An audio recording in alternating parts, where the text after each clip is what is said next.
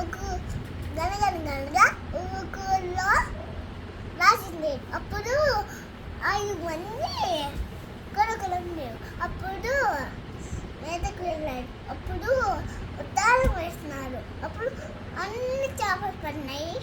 అప్పుడు అన్నీ ఉన్నాయి. ఒకటైతే వండలా.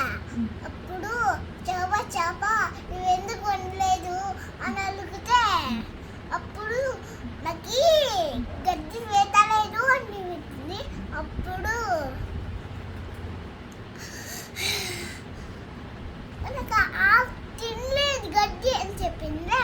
అప్పుడు ఆవు దగ్గర పోయి ఆవు నువ్వెందుకు గడ్డిని తినలేదు అని అడిగితే నాకు పువ్వు పెట్టలేదు అని పోయింటే రాజకుమారుడు అక్కడ పోయి అవ్వ దగ్గరికి పోయి అడిగినాడు.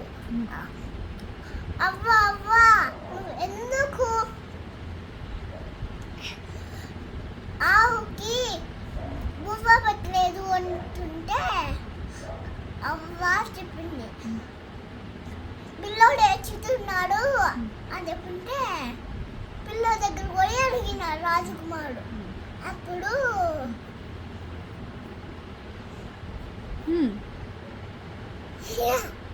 పిల్లడు ఏమన్నాడు? అప్పుడు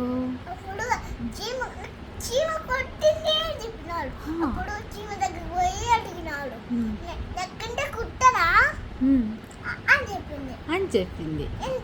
అంతే.